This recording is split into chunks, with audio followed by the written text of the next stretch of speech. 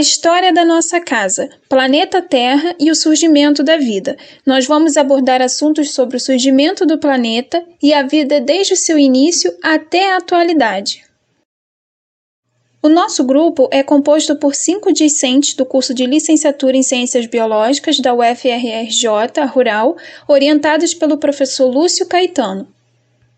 Os cientistas há séculos estudam a história da Terra para entender como surgiu o planeta, quais foram seus habitantes, como os continentes se formaram. O planeta de hoje é igual ao do passado? Para responder todas essas perguntas, os cientistas utilizam em seus estudos o método científico, que são importantes para contar a história da Terra. E alguns exemplos desses métodos são as pinturas rupestres, as rochas e os fósseis. As pinturas rupestres são representações artísticas pré-históricas realizadas nas paredes através de pigmentos e em diversos locais das cavernas do homem pré-histórico. Elas buscavam trazer representações no geral, cada uma com seu objetivo e interpretação, como por exemplo a caça, a dança, a luta, animais da época como os cavalos, bisões, cervos. São informações interessantes, mas insuficientes para compreender o passado e a diversidade atual do nosso planeta. Por isso a necessidade de outros materiais geológicos, como por exemplo as rochas. A rocha pode ser caracterizada como uma associação natural de diferentes minerais em proporções definidas, ou seja, é uma junção de vários minerais formados por processos naturais, onde sofrem a ação da temperatura, água, vento e pressão. Um exemplo é a rocha magmática, que é a lava do vulcão, que quando entra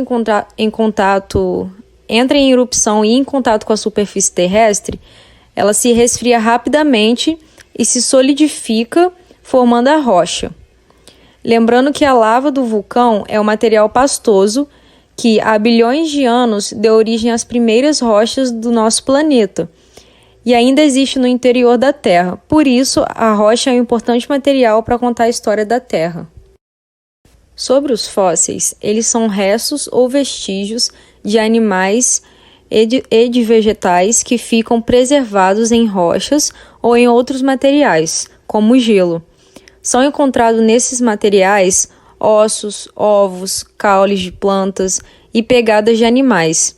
Isso tudo são pistas para entender o que aconteceu no passado, fornecendo dados importantes quanto à evolução biológica, ou seja, os animais que existiam no passado, mas que se extinguiram, ou animais que têm um grau de parentesco com os animais atuais, além da datação, que é uma ordem relativa dos acontecimentos do passado até hoje. Portanto, os fósseis ajudam na reconstituição da história geológica da Terra. Através das análises dos materiais geológicos mencionados anteriormente, os cientistas descobriram que a Terra possui 4,6 bilhões de anos, diferentemente do calendário cristão, que data 2021 anos, porque o tempo geológico se baseia em diferentes intervalos de tempo, onde ocorrem mudanças marcantes e drásticas na Terra, como, por exemplo, posicionamento das rochas, posicionamento dos continentes, os oceanos que aumentam ou regridem de tamanho, a temperatura que aumenta ou resfria, e os diferentes seres vivos que caracterizam a composição de cada divisão do tempo geológico. Por que não podemos usar o calendário do nosso cotidiano para marcar os acontecimentos do planeta? É porque a divisão do calendário é baseada na contagem de tempo em uma escala menor, feita em anos, meses e dias, enquanto que os eventos marcantes da história do nosso planeta possuem uma escala muito maior de tempo, como por exemplo, milhões ou bilhões de anos, que são usados para marcar o tempo geológico. O tempo geológico, que conta a história do nosso planeta Terra, se divide em éons, eras, períodos e épocas, sendo que a maior divisão é a chamada éon, que representa grandes etapas e mudanças do desenvolvimento da Terra. E podemos dividir os éons em 4: Adeano, Arqueano, Proterozoico e o Fanerozoico.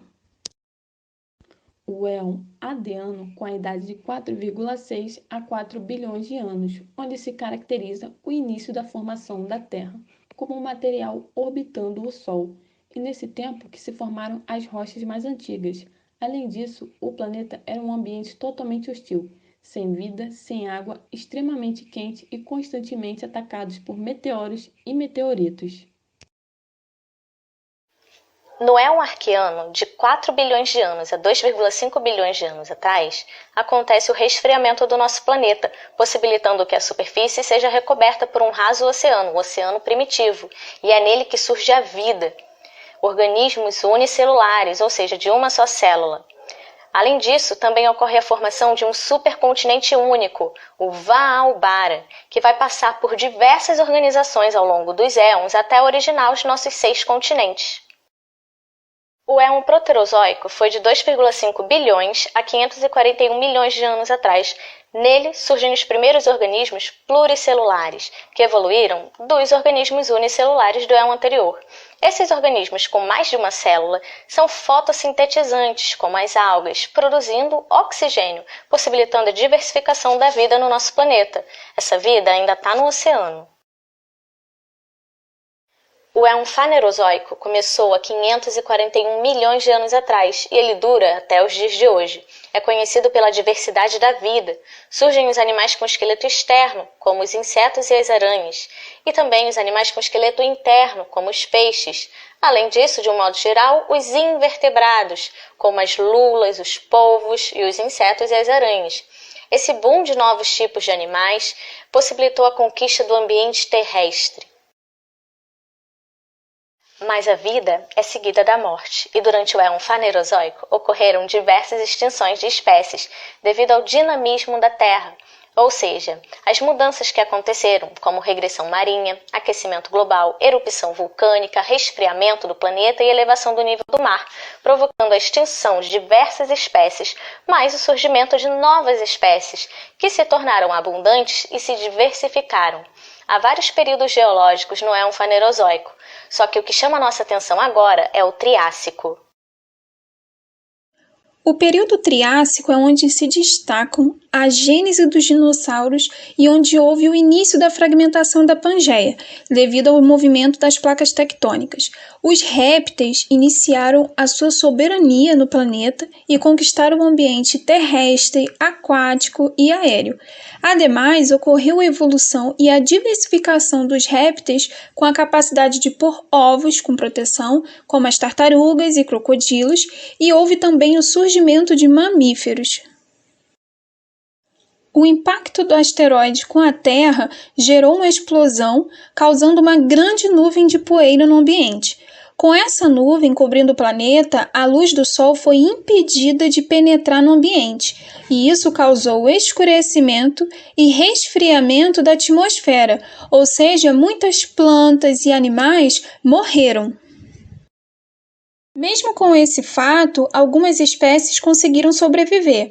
Quando esses animais encontraram um ambiente com condições favoráveis, começaram a se reproduzir e, de novo, houve uma diversificação. Surgiu novos seres, como os mamíferos com placenta, por exemplo, os humanos. E eis a questão: seres humanos e dinossauros viveram juntos? A resposta é sim, mas não da forma como estamos acostumados a ver em filmes e desenhos animados. Apesar dos seres humanos e os dinossauros surgirem no mesmo éon, o Fanerozoico, ambos viveram em épocas e períodos diferentes.